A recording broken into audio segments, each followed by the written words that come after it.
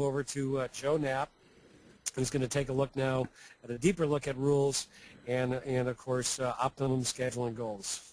Okay, Joe. Yeah, thanks a lot, Mark. I just also wanted to mention that we are definitely going to be passing along any job opportunities that we pick up. So if you're a MusicMaster user now, a MusicMaster station now, and you have some openings, be sure to send an email to Mark so he knows about them so we could announce them here.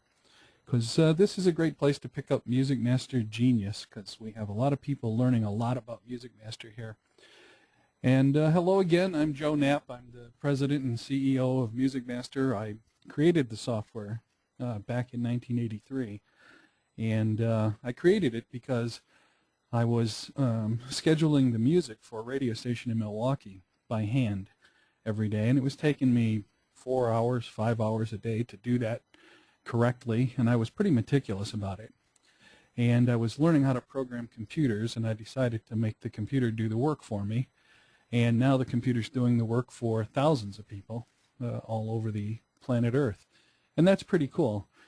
But all the way back then, a way long time ago, I used to have discussions in the early 80s and right on through the 80s with a consultant friend of mine who I worked with on and off. And we talked about how the future, the Jetsons day would come when the computer would basically do everything for you. And we'd kind of joke about, yeah, it would listen to the songs and decide what's going to be a hit, and it would pull the songs off just before they burned and bring them back when they needed to be brought back. And, those days may be coming. In fact, they may already be here. Back in the 80s, in the late 80s, actually, maybe it was the mid-80s, there was a company that came to see us at the National Association of Broadcasters convention in Las Vegas.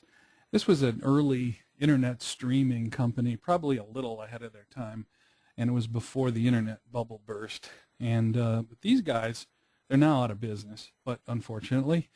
But these guys had an idea. They wanted to have thousands of radio channels on the internet, and they wanted to have music scheduling for them. But they needed, of course, not to have thousands of music directors scheduling music and editing logs and doing this kind of things that a regular radio station would do, because their need was for a virtually continuous stream of music, kind of like an iPod playlist. Their chief concern was getting an optimized stream of music out and having an automatic scheduling system that would basically put together the best possible playlist automatically for them. They would just think about what songs to put in, and they didn't have to think about things like rules and scheduling and editing logs based on rules. So that got me thinking, going back to the fully automatic scheduler days, and it took years, but basically we came up with an idea that we put recently into MusicMaster's, like version 3, I think it was added, called Optimum Goal Scheduling. And Optimum Goal Scheduling, I can go back and look at the back of the napkin notes going all the way back to the early 1980s. It was based on some common sense that every radio programmer I'd ever met, in the many years I'd been in radio, I started in radio in 1971-ish, and every radio programmer, including myself, had these common sense goals in the back of their mind when they were listening to the radio station, editing logs, putting their rules together. Basically what you're doing is you're rotating songs at different speeds because you have different categories that are called for at different number of times each hour on your format clocks, and you have different numbers of songs in those categories. And most radio programmers know the math, so they know that they get their currents turning over 5 hours or 7 hours or something like that, and their recurrents at 13 hours or 19 hours. They also know, most radio programmers know, it should be some kind of a prime number for the rotation speed, so that you get the rotation through the hours, and you don't get the songs stacking up in the same hour every day. That's one goal. Don't play the song in the same hour it played in last time. Try to get it to play in as many different hours as possible before it plays again in the same hour. And if you think about that, there's an extension of that, which is don't play the song in the same shift. If the guy's on the air middays and he played an oldie today, he probably doesn't want to be the next guy who plays it. It should really play in the night show or the morning show or the overnight show, somewhere else besides that guy's show. So walk the songs through the different shifts of the day. That's common sense. Another common sense thing is we want to rest the songs as long as possible before we use them again. So if a song is in a category that plays every day and 5 hours, it really shouldn't be played again in 2 hours after it played the last time. That's too soon. And, in the past we used rules to set this up. We would say, well, we'll put a minimum rest rule, and we'll say this category turns over in an hour, in a day and 5 hours, a day and a shift. So let's put a minimum rest rule on here of 23 hours or 25 hours or something like that. So we'd put the rule on, but what would happen is that maybe one day we'd go in and we'd make that category bigger or we'd make it smaller, and we'd find out that we forgot to adjust the rules. If the rules could be automatic, if the rules weren't rules at all, but if it was just the scheduler having common sense that the programmer had, we wouldn't really have to have those rules in the first place. And so here comes optimum goal scheduling. This is another goal that we can shoot for. And even on fast rotation stations, we can think about goals as fine as, if we played it, sometimes we have to play the song in the same hour 2 days in a row. We have to play it in the 5 p.m. hour. But if I played it at 5:15 yesterday, maybe I want to play it at 5:45 tomorrow and not 5:15 again. So maybe we want to walk the song through different quarter hours. That may be a consideration that's based on common sense. And then, of course, we have things like artist separation. We know that we want to keep the songs by the same artist because we're playing sometimes many songs by the same artist. We want to keep those spaced apart. How much do we space those apart? Well, that's another place where optimum goal scheduling can really shine and do the work for you automatically. And to demonstrate that, I'm going to dive into the program here and go to the rule tree and show you the traditional way first of setting up artist separation. Now this database has no artist separation rule in it at the moment, so we're going to add one. And thank you, Marianne. It was an excellent job, I thought, showing off the rule tree functionality. She covered a lot of bases, one of which is artist separation, and we're just going to quickly review that. We'll take artist time or keyword time separation, because in MusicMaster you use a keyword field to separate things like artist, album, song, orchestra, composers, whatever you'd like to separate and control. So we're going to take keyword time separation, make that an unbreakable rule. This is the way I would have done it in the past. Go in here and say, separate my artists by, well, this is a pretty tight rotation, so I can get away with about an hour and 10 minutes, I think. Now, an hour and 10 minutes of artist separation. Well, in the past, that's what I would live with. I would say, well, okay, an hour and 10 minutes have to go by before I play a song by the same artist. But that's actually not the best way to do things, not optimum. I may have 2 songs by Bon Jovi, or I may have 2 songs by Journey, and they might be in a gold category, and they may be the only 2 songs by Journey that I play. And I don't really want those to play an hour and 10 minutes apart. I'd like those to play farther apart, if at all possible, because in a perfect world, I could separate those as much as 2 to 3 days. And so what came along was special artist separation, where you could go in, and Marianne showed this screen, where you could put specific times for separation on certain artists. So you could say, well, Mariah Carey, I have enough Mariah Carey. I want to put 5 hours and 20 minutes of separation. But this was also based on guesswork on your part. If you were the programmer, you'd have to say, okay, I think I can get away with 3 hours on Bryan Adams. You'd put that in there, and if it didn't work, you'd get unscheduled positions, and then you'd scratch your head and wonder what was going on. Now I'm going to show you that in MusicMaster we can do something to help you with that, set these values. But before I get to that, I'll close this, and we're going to come back to look at how Optimum goal scheduling is set up in the program. When you go to put on Optimum goal scheduling, you do it. I'll leave that artist rule in here for now. You do it by dragging the Optimum goals that are available in your library over into the Optimum goal scheduling folders for the individual categories. Now you'll notice there's no Optimum goal scheduling folder for all categories. The Optimum goals have to be programmed category by category, and there's a reason for that. You may want to have a different order or a different set of them for each category.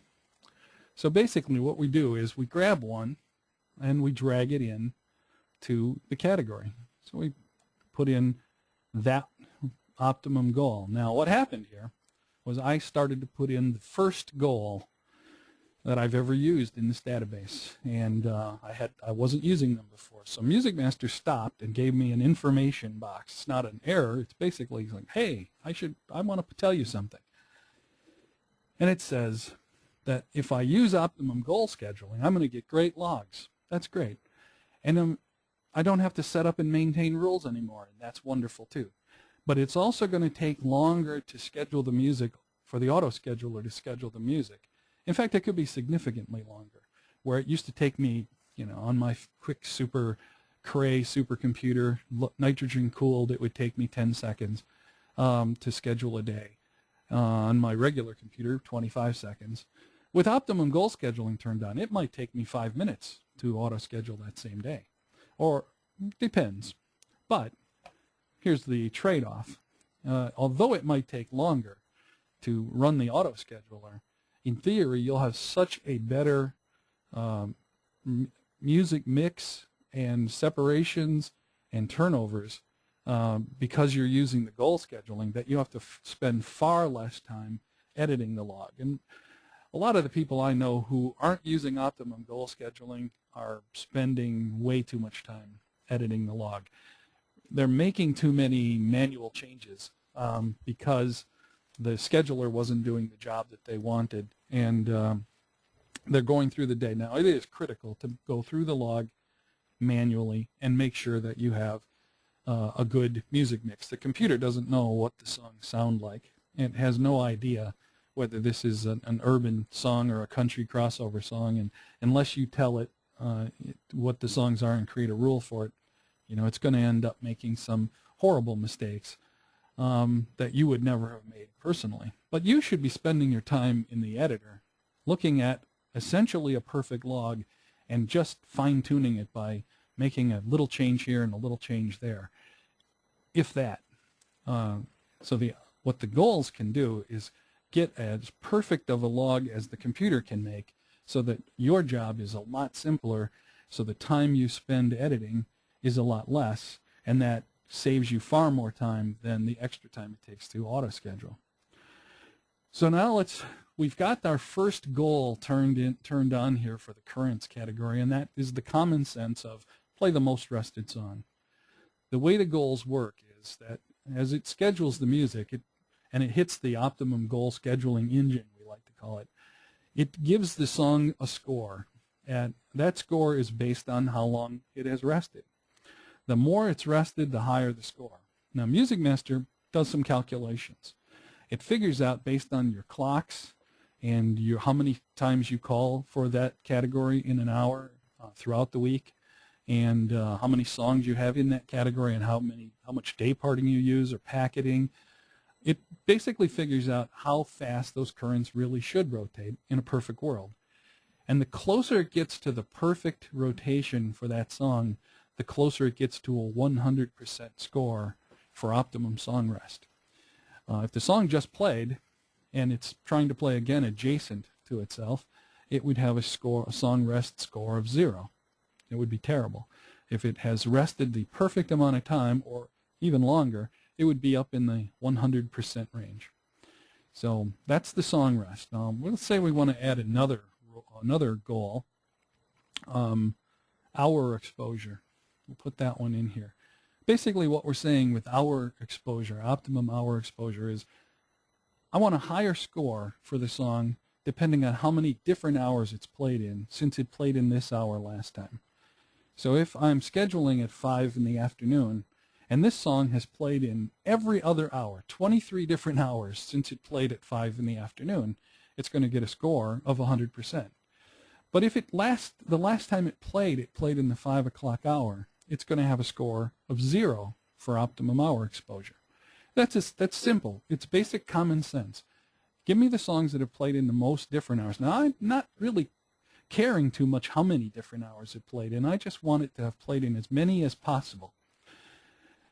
And another offshoot of that would be optimum shift exposure. And I'm going to put optimum shift exposure higher up. Let me go into the turnover prediction screen and show you why I think about things that way.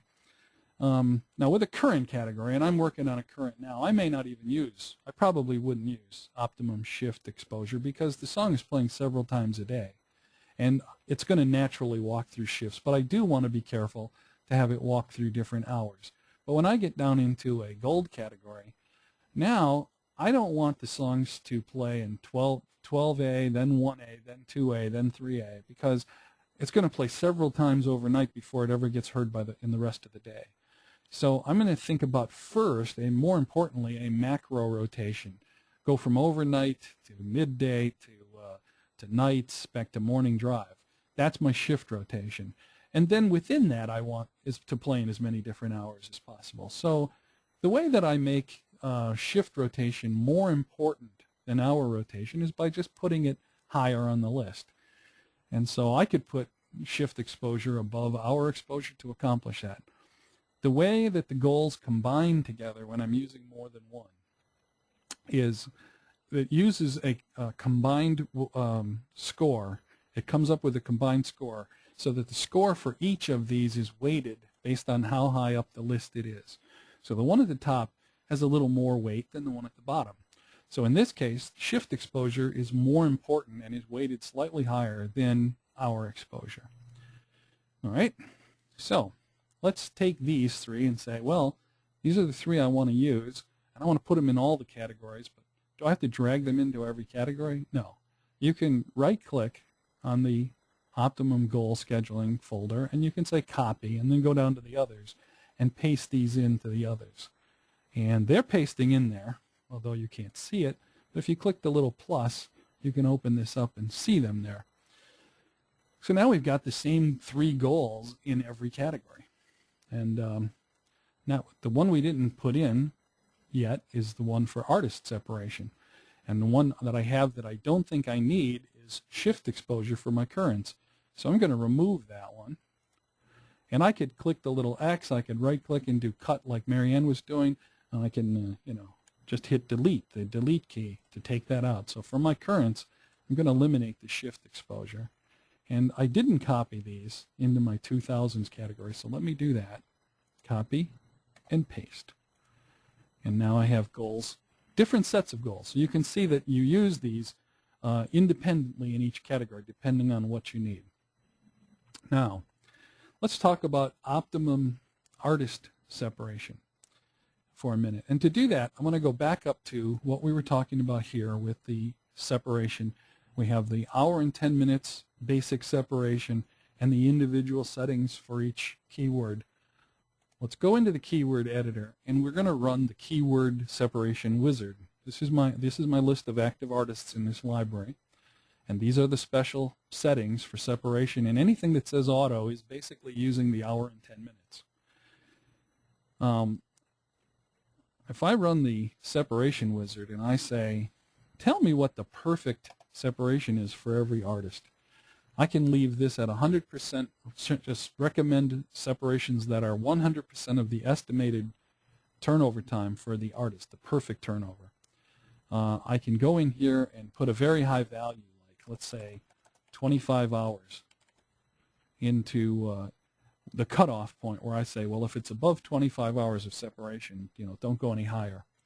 I don't want to round the numbers off because I want to see precisely what the recommended turnover would be for an artist in this library. I'm just curious. I'm going to run this and see. So we go next here, and it calculates. What this wizard is doing is the same kind of thing that Optimum Goal Scheduling does every time you run the scheduler. So when you go to auto schedule, MusicMaster figures out looks at all your clocks, how many times you call for each category, how many songs you have in each category. It says, okay, I know what your rotations are now. It also now looks at how many songs you have by each artist in each category. And then it kind of figures out this big long timeline. It says, well, in a perfect world, based on the rotation of these songs by these artists, how far apart could I get away with spacing them and give them as much spacing as it possibly could? So if you figure that you've got, let's say, a current going on right now, and let's say that you've got just one song by that artist, and that artist also has gold records in the library and recurrent records in the library, but they've got a current, and that current plays every 5 hours. Well, you know that you're going to have a 5-hour separation just by plotting the current for that artist. So you have to have a space in between the two plays of that artist. It's about 2.5 hours away from each play, where you need to put in those other songs by that artist. So at the very least, or at the very most, you could get away with for artist separation for that artist would be about half of the turnover of the fastest category that their song is in. So in a 5-hour category, you're talking 2.5 hours. But you need a little wiggle room, and you need to make sure there's enough space there to get all the other gold and recurrence by that artist to find some place to play. So what MusicMaster does, and it finished a long time ago, it just let me ramble on. We go in here and look at, now the artists are separated alphabetically, but I'm going to separate them, or I'm going to sort the list by the recommended value. This blue column, the second from the right, is the recommended value that was put in here by the wizard. Now, you'll notice my old settings are still here, but the recommended values are way different than what I had set. Christina Aguilera, for example, was set to 8 hours and 10 minutes, but MusicMaster's wizard's telling me that Christine is going to play in a perfect world at about every 9 hours and 9 minutes. And it's recommending, though, because Christine is current probably, that I can only get away with half of that. About 4.5 hours of separation is all I can expect to get from Christine Aguilera at the moment.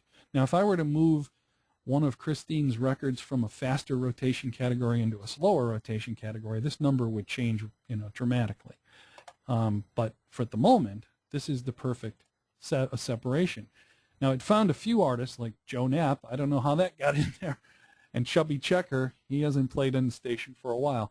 These are ones that are not, that were separation so great that it didn't worry about them. But let's go down to Chris Brown, Maroon 5, Jason Mraz. These are my hot currents, actually. And it's saying you can get away with a separation on these guys of 1 hour and 7 minutes.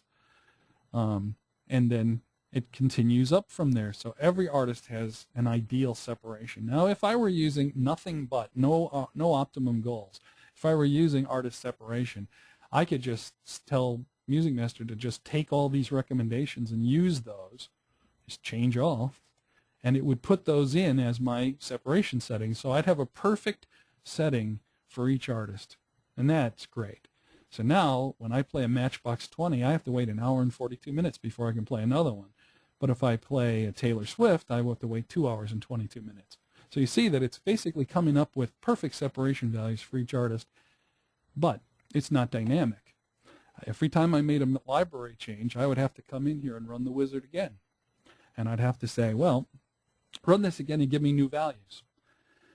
There's a way that I don't have to do that, and that is to use Optimum keyword rest for my artists. So let's take that and put that into our list. What this does is it runs the wizard that we just saw. Every time you auto-schedule, figures out what the perfect separation is for each artist. And it gives the songs a higher score based on how close they come to the perfect separation. So if you just played a song by Beyonce and now you're trying to play another one right next to it, you're going to get a score of 0. But if you're playing that song the perfect separation away from the last time you played that artist, you're going to get a score closer to 100%.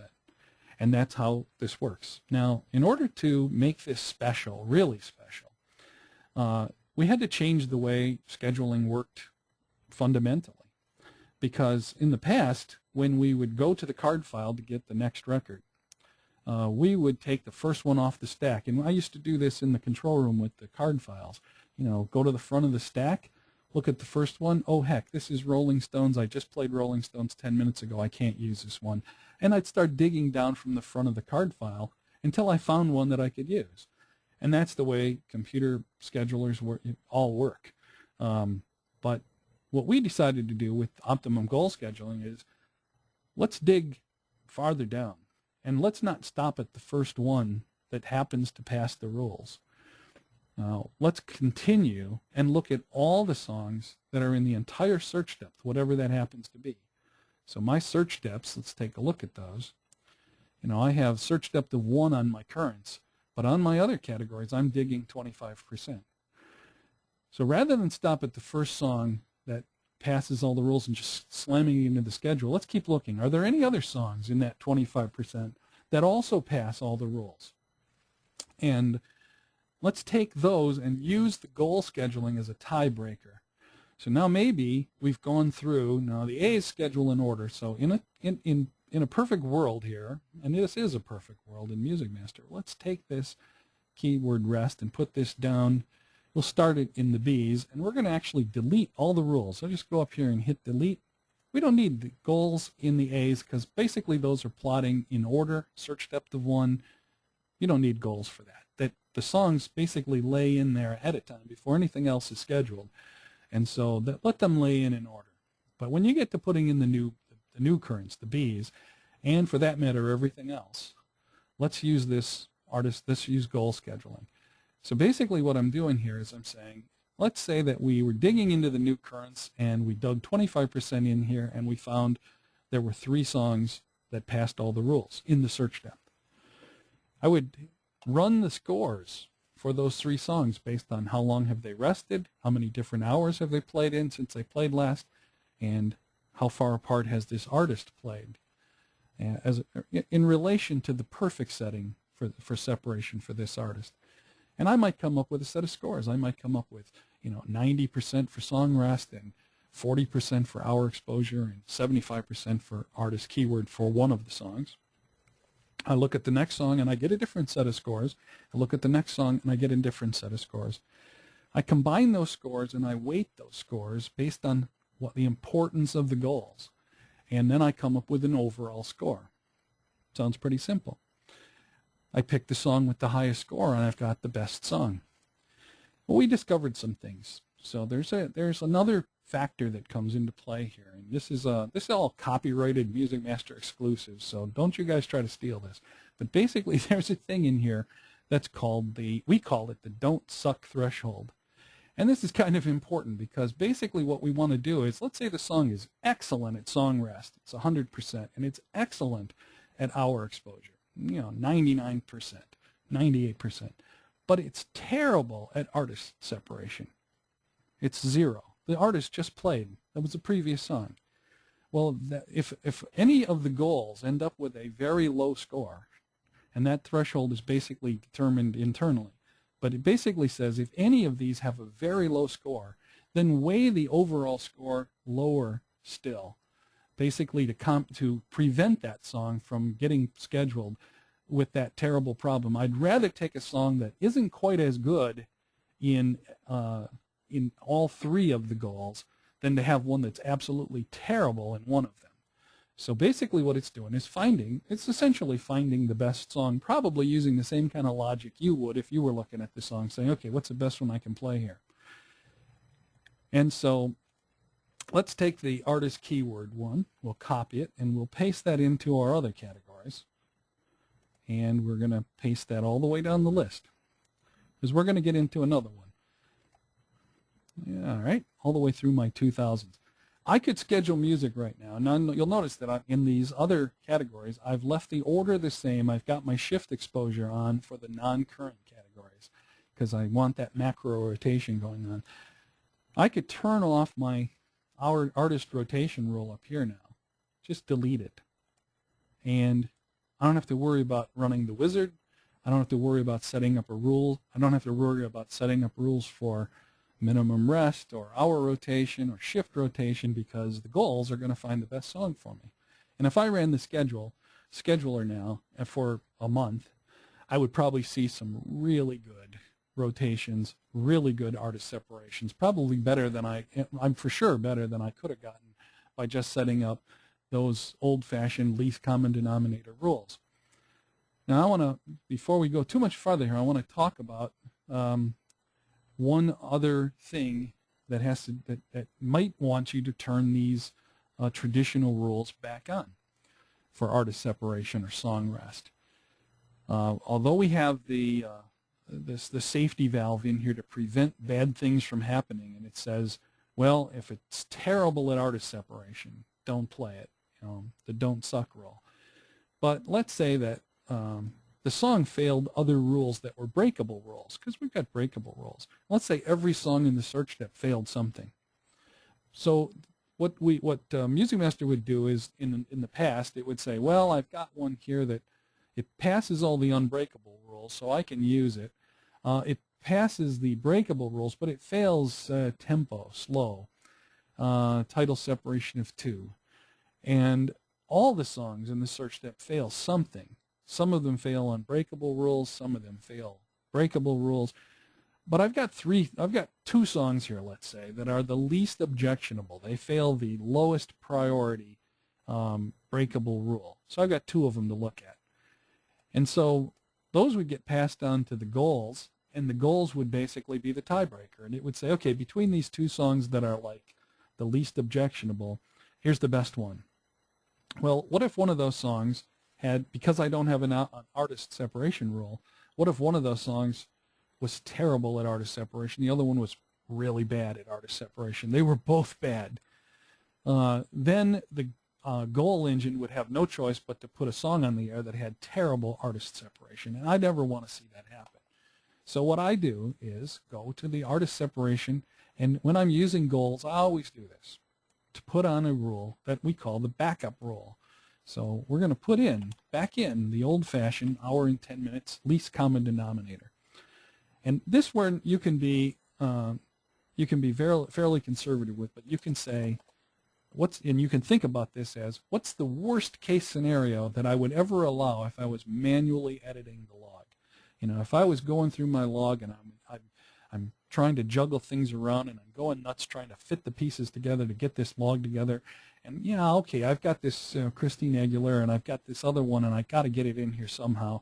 Let's put it 45 minutes apart. And if I'm willing to live with that when I'm editing, I'm going to put that in 45 minutes as my backup rule. And the way that works is, now, because it's an unbreakable rule, any song that fails that rule isn't even going to get to the Optimum goal engine, so it's never going to get scheduled. And so it may find other songs that it could use that may be more objectionable because they fail, maybe higher priority breakable rules, but at least they don't fail any unbreakable rules, and at least the artist separation is 45 minutes or more. So the backup rule is important, and it may also be important then, if that's the case, it makes sense to put in an absolute worst case scenario minimum rest rule for your categories. So you come in here and put those values in as well. And like Marianne said, a good way to put those in, by the way, is to run the rule tree wizard and let it put them in for you, because it'll come up with suggested values so you don't have to think about it. But you can probably dial those down lower to a slightly lower value. Again, thinking in the back of your head, what would I do? What would I allow if I were editing this and I was in a pinch and I had to put something on the air? How close together would I allow these to play? All right. So now what we're going to look at is some of the other rules. And we talked about, earlier I said, we have a quarter-hour exposure.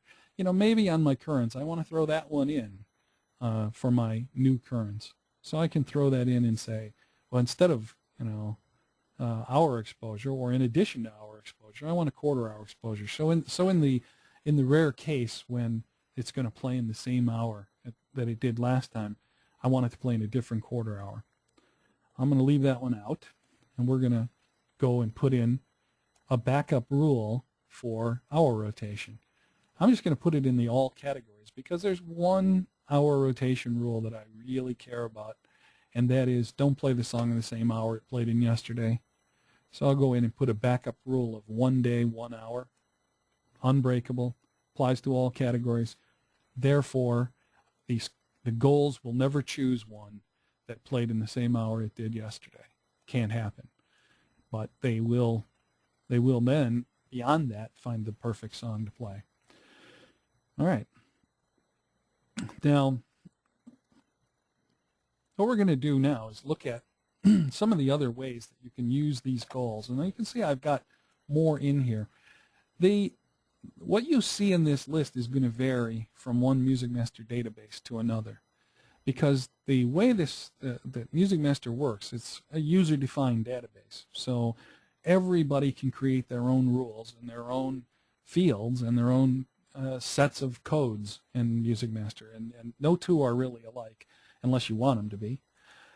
Some people have a whole bunch of fields for research scores. Some classical station might have a bunch of fields for pronunciation of the artist and the soloist and the conductor and the orchestra and the birth date of these guys.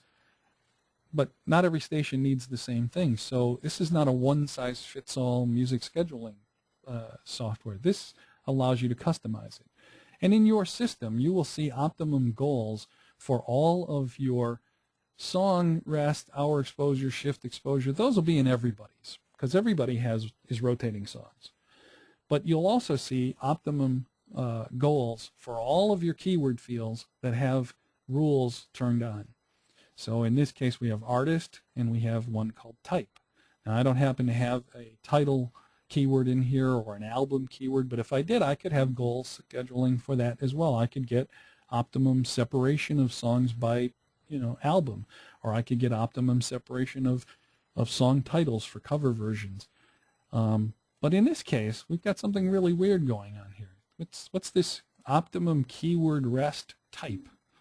Well, in this database, let's open up a category, and what we'll do is we'll look at the type field.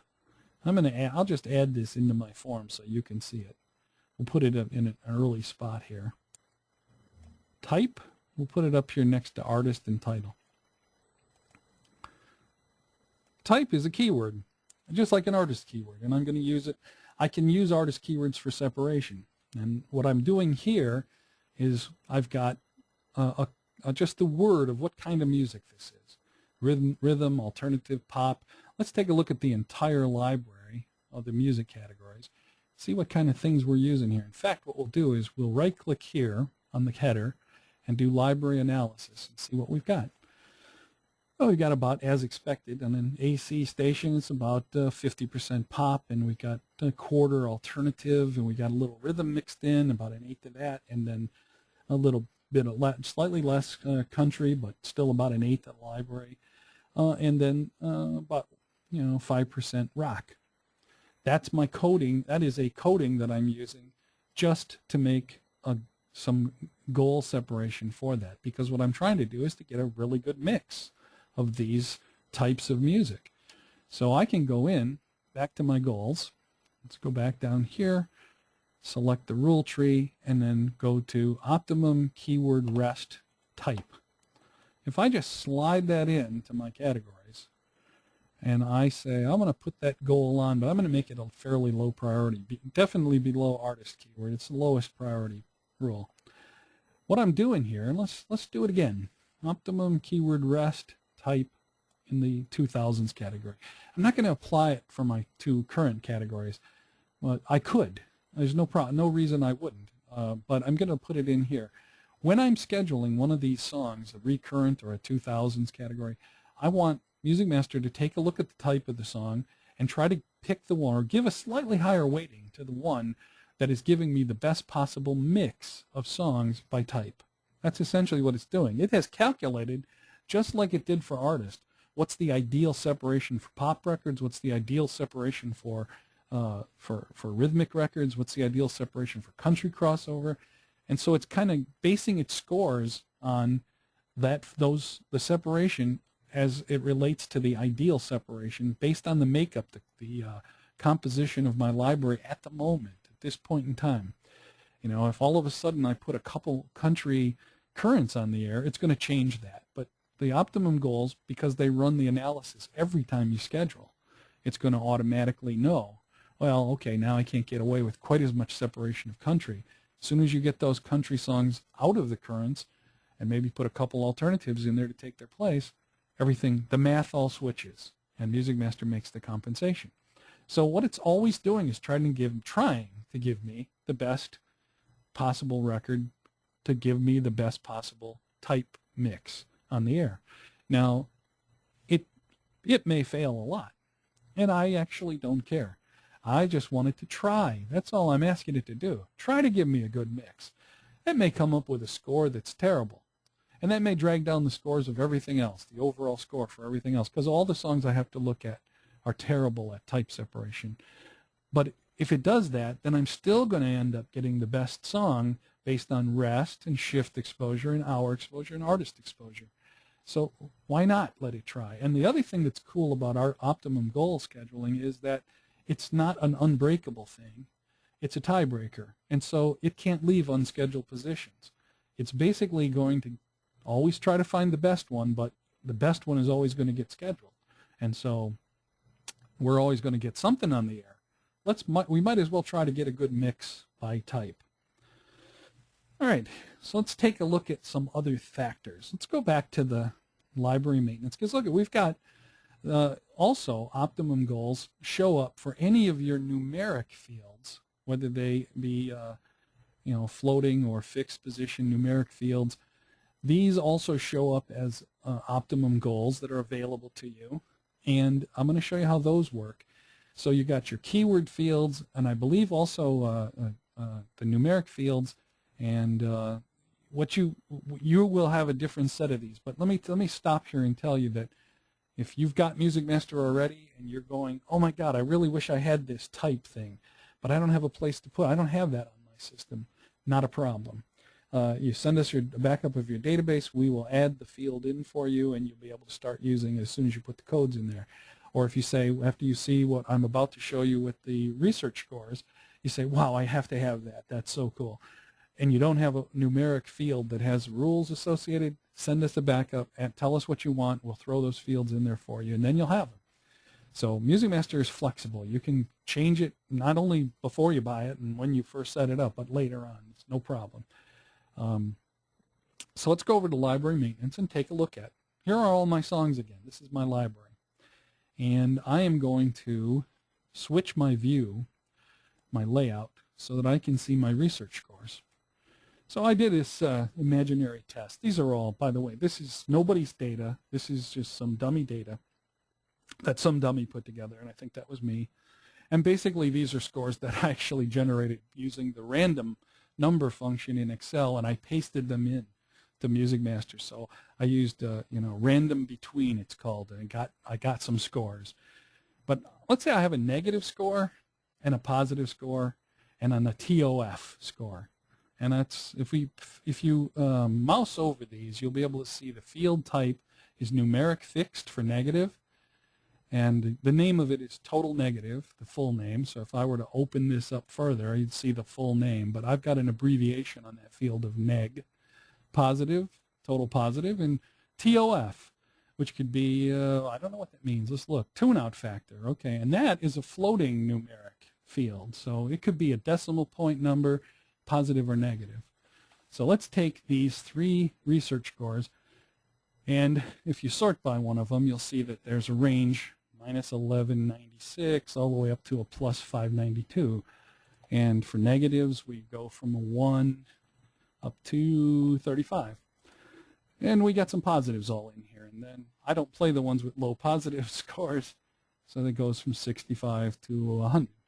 You may have all different scores based on the research numbers that you're crunching and what you put into MusicMaster. And by the way, if you're using Analyst to crunch your numbers, there's a really nice data migration tool now built into Analyst that will automatically pump your numbers into MusicMaster. We also have a way of synchronizing with an Excel spreadsheet. If you have it always in the same form, we can bring those numbers in with a click of a mouse. And you can also do what I did with Excel here and just get the numbers out of the Excel spreadsheet, put put them in the clipboard, and paste them into MusicMaster. So it's pretty easy to get these scores. You don't have to sit here and type all these in. Let's go back to the rule tree again and look at some magic happen. We can go into optimum numeric value for, now I've got one for year, and I don't want to use that one, but I'm going to jump down here to total positive. What do I want to happen? What's common sense? Do I want to play the least positive record, or do I want to play the most positive record? Well, you know what? I think I'm going to try for some ratings. So I'm going to get the most positive value that I can. So as a fairly low priority goal, but pretty important, I'm going to stick this total positive goal, and I'll copy it and paste it into the other categories. And once I've copied it into the clipboard, by the way, I don't need to copy it again. I just go in here and paste, paste, paste. And once I get it in here, I can now move it around. So I can say total positive to me is more important than type. So I'm going to put that above type. Now, how does that work into the goal score, the overall goal score? Really what happens here is the higher the score it gets for the goals. So what I've done is now I've increased the weighting of the songs slightly that have a higher positive score from my research. So I'm basically saying if it's got a higher positive score from my research and I've got a tiebreaker situation where everything else is equal, well, I want that one that has a slightly higher T-pos score. I want that one played. And that's what this does. So let's take the negatives and take a look at that. Negative might be burn, it might be, I hate the song, whatever it is, I want the least value. Now, that's my tiebreaker. So I can grab optimum numeric minimum value and drag that into the mix. Now maybe that's pretty unimportant. I'll just drag that in here and use that only on my recurrence. Let's copy it and paste it in here. And now what I'm saying is throw into the mix, into this overall score, a decision to try to select the song that is the least negative. This is common sense. It all comes from common sense. I want the most positive. I want the least negative. I want the best rotation, the most rested, the best artist separation I can possibly get, and a great mix of songs by type. Okay. So let's see how we're doing on time. We got a little bit of time left. We're going to look at how I'm using this with the tune-out factor. Now this is a floating number again. So it's got decimal numbers, but it still goes from a high value to a low value. The low value being the minus 1196. The number's bigger, but it's a smaller number. Anybody who knows anything about math, that's a lower number than a positive 592. I want the song with the lowest, or maybe I want the lowest tune-out factor, or maybe I want the highest tune-out factor. And that all depends on how that score is derived, in your research. But let's go in here and say that I want the highest tune-out factor that I can, or the lowest. Let's take lowest, and we'll slide that baby in here and throw that into the mix as well. All right, so now we've got optimum goals set up for all my categories, and if I scheduled music, what would happen? Well, I'll tell you what would happen. I'd get a real mess because these scores aren't real. These aren't based on reality. This is random numbers. But if in your radio station, if these are based on real numbers, you would end up getting the best possible songs scheduled into each position. And it would also, because you can mix and match in all the traditional rules of the past, you can do things like, separate my country crossovers by 2 songs, separate my slow records by 1 song. You can mix these rules with the optimum goals. These rules basically are tested first, and whatever falls through these as the best songs in your search depth, the ones that are equally the best, and usually those are songs that pass all the rules, those songs end up falling down into the optimum goals, and the optimum goals then decide which one is the absolute best to play, the optimum song. So that's basically the story when it comes to optimum goal scheduling in MusicMaster. Let's take a look at how you use this, when you're editing a log. We're just going to open up a log here, and let me move. Oh, hang on. I've got to move some things around here so the screen doesn't look too funny for you, because I had a window floating off into the desktop, which is fine. I actually have two monitors here, so I can put my hour rotation graph over on another monitor, and I can put my instant analysis over on the desktop. But what we're going to do here is we're going to take a look at the test results, and that, of course, is also in an odd place. So let's open that up, and we're going to see the test results. And we'll go to the E's. When I go in here, I see that I don't see in any of my rules, I don't see the goals at all, but I want to. And I think in MusicMaster, by default, it doesn't show you the goal scores in the test result. But you can go to Tools, Options, and you can turn that on. Now, as long as my memory doesn't fail me, I should be able to find that. Let's see. Scheduling. And, where is that? Let's see. Right here. Schedule Editor Options, Test Optimum Scheduling Goals. Well, it is turned on. I don't see it. I don't know why I don't see it. Let's go in here and take a look again. Maybe I'm missing something, but I'm not seeing that. Well, normally what you'd see in here is you'd see the scheduling goals show up in this list, and I'm not sure why they're not showing up. And by the way, I'm sorry for the screen size changing there. That was because I had stuff out on my desktop. Let's open this baby up and see if we can't figure out what happened to those. Okay, don't know. Can't tell you why, but basically what would happen here normally is that you would have your scheduling goals showing up in this list below your last breakable folder, and you'd be able to see and by mousing over it what the score actually is for each of the goals. And I wish I could show you that because it's really cool, and I don't know why it's not showing up in here. Try to figure that out. Oh, you know what? Maybe. Thank you, Drew. Drew is in the chat box, and he's explained it to me. It might be because I hadn't saved the rule tree. And, yeah. Let's go. I don't know if that was yeah, that was Drew. Thank you, Drew. So save the rule tree because those weren't even applied yet. And let's go over to the schedule editor now and see if we can see it. And I don't. And now I've lost my internet connection here, so I have another major problem. So we're having some technical issues here. I'm going to go to the please stand by screen and try to figure this out. So hang on a second, and we'll be right back.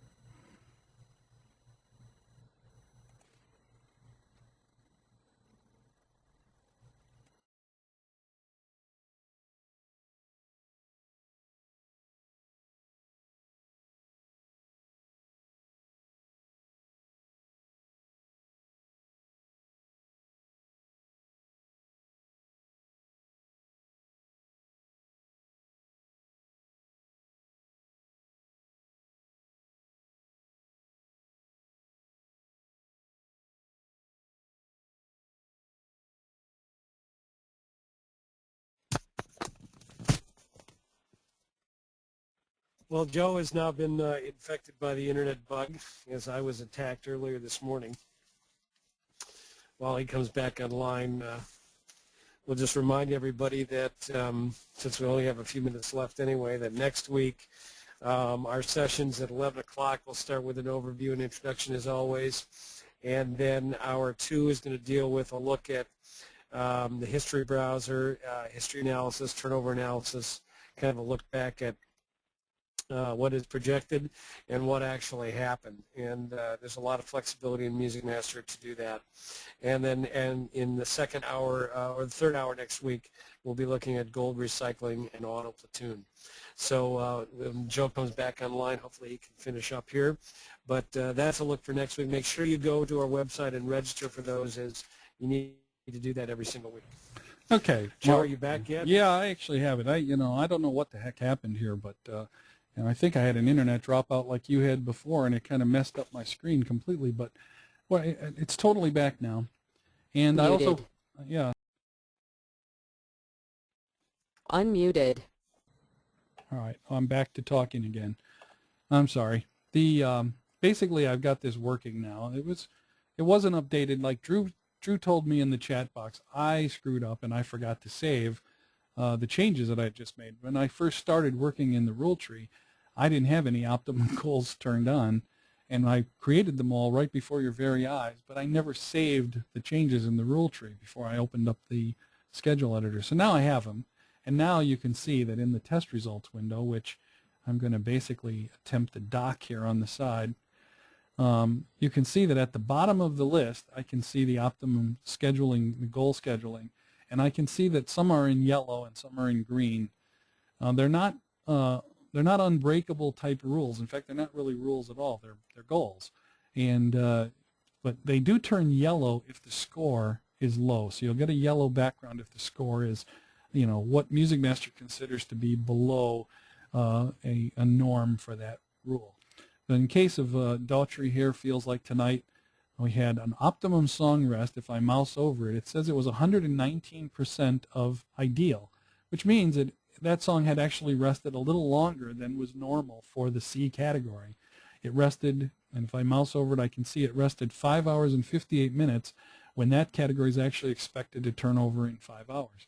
Optimum hour exposure, now sometimes this is going to cause the screen to flash because it's the tool tip that comes up, the little balloon tip, is going outside the screen window, and when the screen comes back, you'll see it. But the Optimum hour exposure score was 78%, pretty high.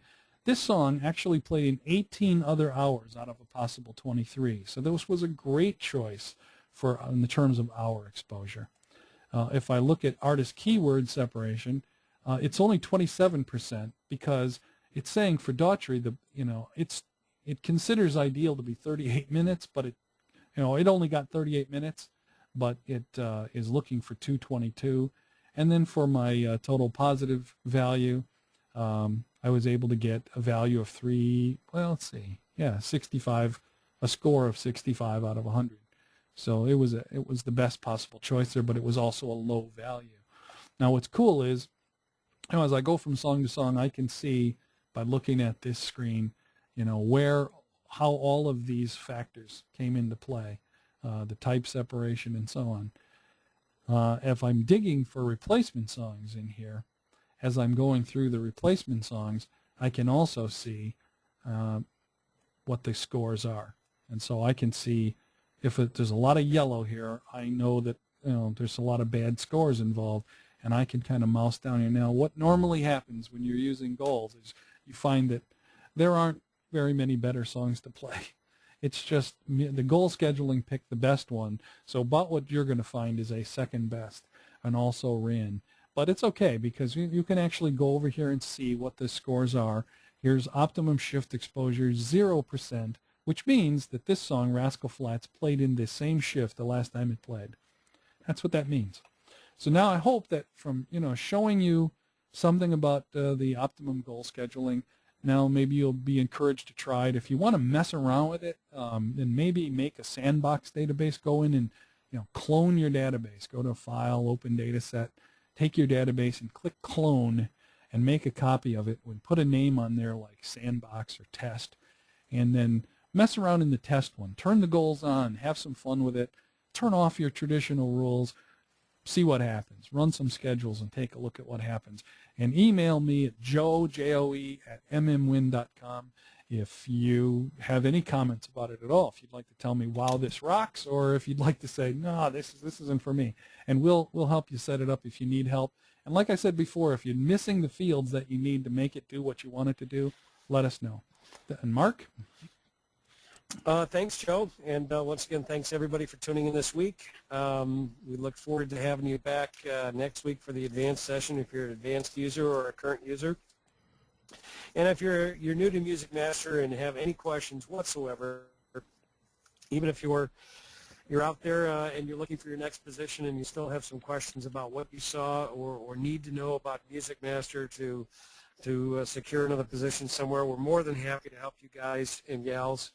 Please give us a call. All of our emails are the same, Mark, Marianne, Drew, Joe, Jill at mmwin.com.